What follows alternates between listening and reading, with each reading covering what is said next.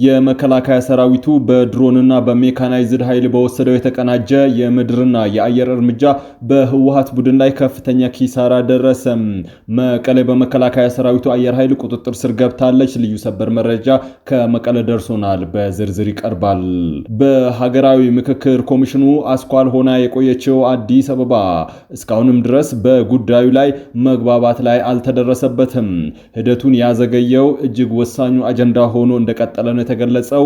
ልዩ ዘገባ አዘጋጅተናል። የውሃና ኤነርጂ ሚኒስቴር ኢትዮጵያ ታላቁ የህዳሴ ግድብን ያለማንም ፍቃድ እንደገነባችሁ ሁሉ በሌሎች ወንዞች ላይም ተመሳሳይ ማድረግ እንችላለን አሉ። በሶማሊያ የባህር ዳርቻ የቱርክን የጦር መሳሪያ የጫነች መርከብ በባህር ዘራፊዎች መጠለፏ ተገልጿል። በቆይታችን ሰፋ ያለው መረጃ ይቀርባል። ውድ ቤተሰቦቻችን በዕለቱ የመረጃ ሰዓታችን እነዚህንና ሌሎችንም የሀገር ውስጥ ቀጠናዊና ዓለም አቀፍ መረጃዎችን በዝርዝር አዘጋጅተናል። ለቤቱ አዲስ ሆናችሁ ሰብስክራይብ በማድረግ የደወል ምልክቷን በማብራት የቤቱ አባል ትሆኑ ዘንድ በታላቅ ትህትና እንጋብዛለን። እስከ ፍጻሜ አብራችሁን ቆዩ። ኢትዮጵያና አሜሪካ ብሔራዊ ጥቅምን ለማስጠበቅና የጋራ መተማመን ለመፍጠር ያለመ ወታደራዊ ስምምነት መፈራረማቸውን የውጭ ጉዳይ ሚኒስቴር አስታወቀ። ኢትዮጵያና አሜሪካ ብሔራዊ ጥቅምን በጋራ ለማስጠበቅና የጋራ መተማመን ለመገንባት እንዲሁም በወታደራዊና በዲፕሎማሲ መስክ የነበራቸውን ግንኙነት ወደ አዲስ ስትራቴጂካዊ ምዕራፍ ለማሸጋገር የሚያስችለውን ስምምነት ማድረጋቸውን የውጭ ጉዳይ ሚኒስቴር አስታውቋል። ለሁለት ቀናት በአሜሪካ ፔንታገን ተካሂዷል በተባለው የሁለትዮሽ ውይይት በሀገር መከላከያ ሚኒስቴር የውጭ ግንኙነትና ዋና ወታደራዊ ትብብር ዳይሬክተር ሜጀር ጀነራል ተሾመ ገመቹ የተመራው ልዑክም ከዩናይትድ ስቴትስ አቻውና ሌሎች የአሜሪካ የጦር ሚኒስቴሮች እንዲሁም ከፍተኛ አመራሮች ጋር የሁለትዮሽ የጋራ ምክክር አድርጓልም ተብሏል። የሁለቱ ሀገራት ምክክር በሜጀር ጀነራል ተሾመ ገመቹና በአሜሪካው የፔንታገን የአፍሪካ ጉዳዮች ምክትል ረዳት ጸሐፊ በጋራ ተመርቶ ውይይት ተደርጓል የሚለው የውጭ ጉዳይ ሚኒስትሩ መረጃ በውይይቱ የሁለቱንም ሀገራት ወታደራዊ ተቋማትን ወታደራዊና ስትራቴጂካዊ ትብብር የበለጠ ለማጠናከር ከስምምነት ላይ ተደርሶበታል። ይህ አዲሱ ስትራቴጂካዊ ትብብር ነው የተባለው ስምምነት በጋራ መርሆች ላይ የተመሰረተ እንደሆነ ነው የተመላከተው። ይህም የሁለቱ ሀገራት ብሔራዊ ጥቅምን በሚያስጠብቅ በጋራ ተጠቃሚነት ላይ በተመሰረተ መሰረት ነው የተባለው። እንደ ሚኒስትሩ መረጃ ከሆነ ስትራቴጂካዊ ትብብሩ ዘላቂ ብሔራዊ ጥቅምንና የጋራ መተማመንን በማጠናከር ዘላቂ ትብብርን መመስረትን ያካትታል። ከዚህ በተጨማሪም በአፍሪካ ቀንድና በሰፊው ቀጠና ዘላቂ ሰላምና ደህንነትን ማረጋጋት ለማስፈን የጋራ ጥረቶችን ለማሳደግ ዓላማ ያደረገ ነው የተባለው። በሁለቱ ሀገራት የተደረሰው ትብብር ማዕቀፎችን በፍጥነት ወደ ተግባር በመቀየር በቀጣይ የሚመጣ አቅጣጫን ያቀፈ ስትራቴጂካዊ አጋርነትን ለመገንባት ያላቸውን ቁርጠኝነት አረጋግጧል ሲል መረጃው ያመለክታል። ሀገራዊ ምክክሩ ከተጀመረ አንድ ወር ከሳምንት በላይ ሆኖታል። በዚህ ጉዞ ታዲያ አዲስ አበባም የምክክሩ አስኳል ሆና ዘልቃለች። እስካሁን ባለው የምክክሩ ሂደት የአዲስ አበባ ጉዳይ መግባባት ላይ ያልተደረሰበትና ሂደቱ የዘገየ አጀንዳ ሆኗል። ረቡዕ ዕለት የአጀንዳ ምክር ሐሳብ አጠናቃሪዎች ጥንቅራቸውን ካቀረቡ በኋላ በደስታ ያነቡ ነበሩ የሚሉ አንድ የምክክሩ ተሳታፊ በቀጣይ ቀናት ግን ሐሙስ ነሐሴ 14 ደግሞ ነገሮች የተለየ መልክ መያዛቸውን ይገልጻሉ። የአዲስ አበባና የድሬዳዋ ጉዳይን በሚዳስሰው በፌዴራል ከተሞች አጀንዳ ላይ የሚመካከረው የ500 ቡድን አባል የሆኑ ምንጭ ባለፉት 2 ቀናት የታዘቡትን ሲገልጹ ተመካካሪዎቹ ስምምነት የተደረሰ መስሏቸው ብሩህ ተስፋ ሰንቀው የመጨረሻ ውሳኔ ምክረ ሐሳብ የሚሰጡበት ጉባኤን በጉጉት ሲጠባበቁ እንደነበረ ተናግረዋል። በአዲስ አበባ ጉዳይ ላይ የተጠናከረው የምክክሩ ውጤት ሲቀርብ ግን አንዳንዶች አዳራሹን ጥለው እስከ መውጣት የደረሱ ልዩነቶች መፈጠሩን ሌላው ተሳታፊ ያስረዳሉ። በመጨረሻዎቹ ቀናት በምክክሩ ሂደት ላይ የነበሩ ሁኔታዎች በተመለከተ ከመጀመሪያው ቀን አንስቶ በሂደቱ ሲሳተፉ የነበሩ ስማቸው እንዲገለጽ ካልፈለጉ 2 የምክክሩ ተሳታፊዎች ዝርዝር ሁኔታን ለመረዳት ነው የተቻለው። የሀገራዊ ምክክር ኮሚሽኑ ምክትል ዋና ኮሚሽነር ወይዘሮ ሂሩት ገብረስላሴ ረቡዕ ነሐሴ 13 ቀን 2018 በሰጡት መግለጫ ስምምነቱ ባለ 500 ቡድን የተወጣጡ 120 አጠናካሪዎች ስራቸውን አጠናቀው ለቀው ለቡድኖቹ አንድ ወጥ የምክር ሐሳብ ሰነድ በጠዋት ማቅረባቸውን ተናግረውም ነበር። አጠናቃሪዎቹ ከ8ቱ ቡድኖች የተሰጣቸውን ግብዓቶች በማካተት የመጨረሻውን ሰነድ ለሐሙስ ለ4000 ተሳታፊዎች እንደሚያቀርቡ ተናግረዋል። አንድ ትልቅ ምዕራፍ ላይ ደርሰናል ማለት ነው በማለት የሂደቱን ስኬታማነት በወቅቱ ገልጸው ነበር።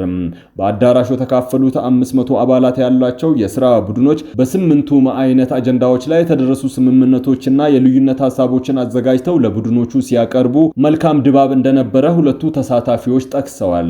በፌዴራል ከተሞች አጀንዳ ስር ያለው የአዲስ አበባ ጉዳይን የሚያየው 7ኛው ቡድን የውይይቱ ውጤት ሲያቀርብ ግን በአዳራሹ ጥቂት ቅሬታዎች ድምጽ ሲሰሙ ነበር ይላሉ በምክክሩ ሂደት እስከ መጨረሻው በንቃት መሳተፋቸውን የተናገሩ ተመካካሪ። በጥቅሉ ግን የነበረው መንፈስ የደስታ ነበር። አንዳንዶች ስሜታቸውን መቆጣጠር አቅቷቸው በደስታ ሲያነቡ ታይተዋል በማለት ድባቡን አስረድተዋል። አክለውም ለዓመታት በብሔር ተቧድኖ በግጭት ስትታመስ ለከረመች ሀገር ልዩነት በውይይት መስመር ለማስያዝ የተካሄደበት መንገድ እዚህ ድረስ በመድረሱ ደስታ የሚናፈቅ ሂደቱም የብሩህ ተስፋ አዲስ ጅማሩ አድርገው የቆጠሩ በርካቶች ነበሩ በማለትም ቀጣዩን 4000 ተመካካሪዎች የሚታደምበትን ትልቅ ስብሰባ በጉጉት እየጠበቁ ወደ ማረፊያቸው መሄዳቸውን ተናግረዋል። የውሃና የኤነርጂ ሚኒስትሩ ኢትዮጵያ ታላቁ የህዳሴ ግድብን ያለማንም ፈቃድ እንደገነባችው ሁሉ በሌሎች ወንዞች ላይም ተመሳሳይ ማድረግ እንችላለን አለ። ኢትዮጵያ የውሃ ሀብቷን ለመጠቀም የማንም ፈቃድ እንደማትጠይቅ ያስታወቀው የውሃና ኤነርጂ ሚኒስትሩ ታላቁ የህዳሴ ግድብን የማንም ፈቃድ ሳያስፈልገን እንደገነባ ነው ሁሉ ሌሎች ወንዞች ላይም ተመሳሳይ ማድረግ እንችላለን ሲል አስታውቋል። የውሃና ኤነርጂ ሚኒስትሩ ሀብታሙ ኢተፋ ራሷን የቻለች ሀገር እንደመሆኑ የውሃ ሀብቷን ሌሎች የተፈጥሮ ሀብቷን ለመጠቀም የትኛውም ሀገር ፍቃድ አያስፈልጋትም ብለዋል። ሰሞኑን እንደ አዲስ ያገረሸ በሚመስል መልኩ የግብጽ ባለስልጣናት ኢትዮጵያ 3 ግድቦችን በአባይ ወንዝ ልትገነባ እንደሆነ በመጥቀስ ነገር ግን ይህ እንዲሆን ሀገራቸው እንደማትፈቅድ ሲናገሩ ሰንብተዋል። ኢትዮጵያ ወደ አሳሪ ስምምነት መምጣት እንዳለባትና ተጨማሪ ግድቦችን ለመገንባትም ሆነ የአባይን ውሃ ለመጠቀም የግብጽ ፍቃድ እንደሚያስፈልጋት የተናገሩ ሲሆን የውሃና ኤነርጂ ሚኒስትሩ ሀብታሙ ኢተፋም ይህ እንደማይሆንና ኢትዮጵያ የማንንም ፍቃድ እንደማትፈልግ አስረግጠው ተናግረዋል።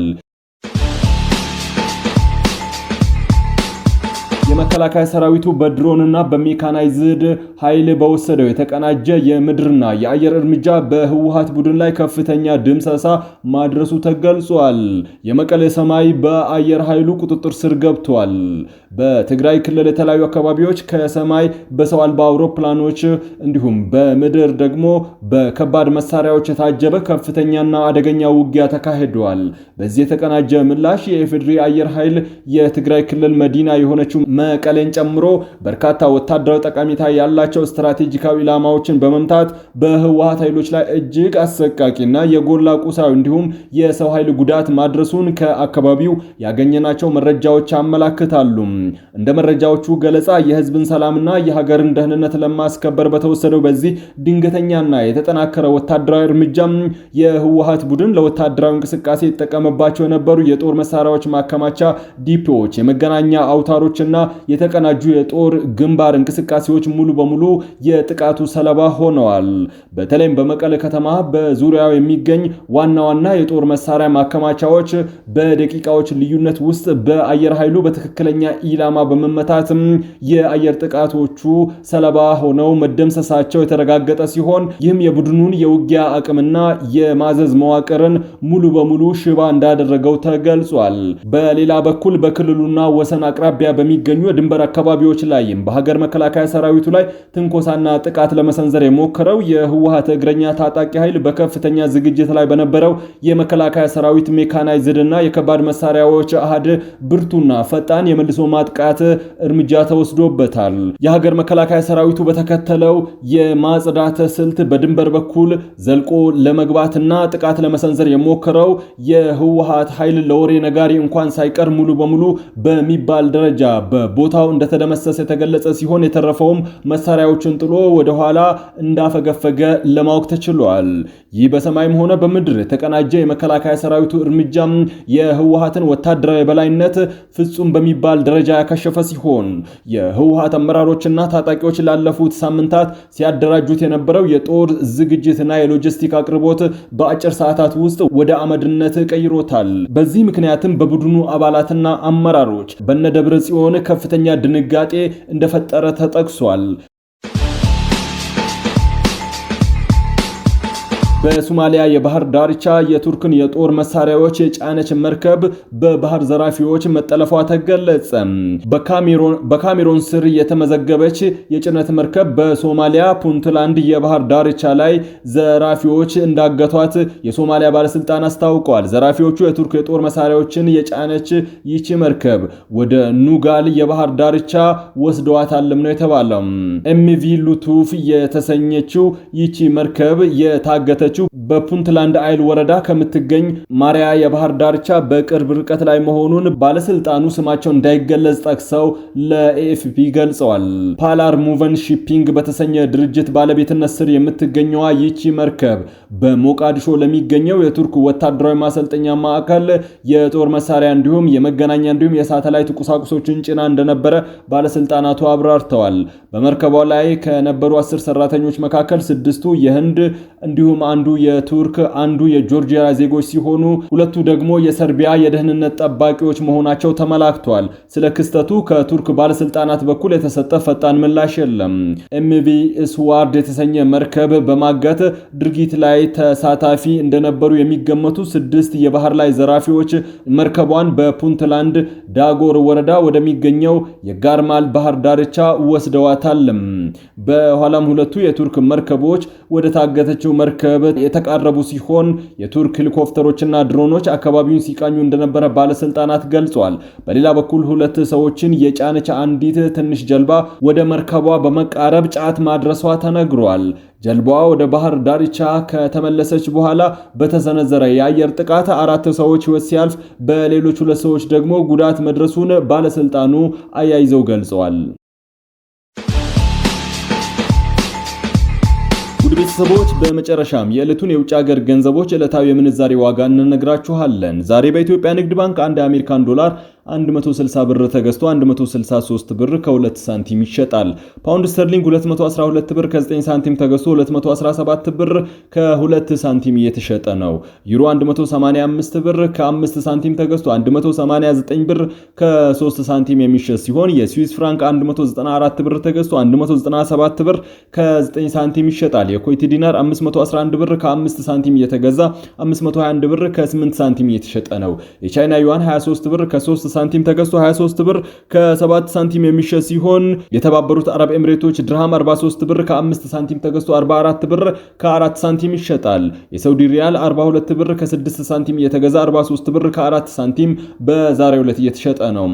በየትኛውም የገንዘብ መላኪያ መንገድ ወደ ሀገር ቤት ለወዳጅ ዘመዶቻችሁ ገንዘብ ስትልኩ የኢትዮጵያ ንግድ ባንክ 7.8 ጉርሻ በእያንዳንዱ የውጭ ሀገር ገንዘብ ላይ ተጨማሪ አድርጎ ለቤተሰቦቻችሁ የሚከፍል ይሆናል።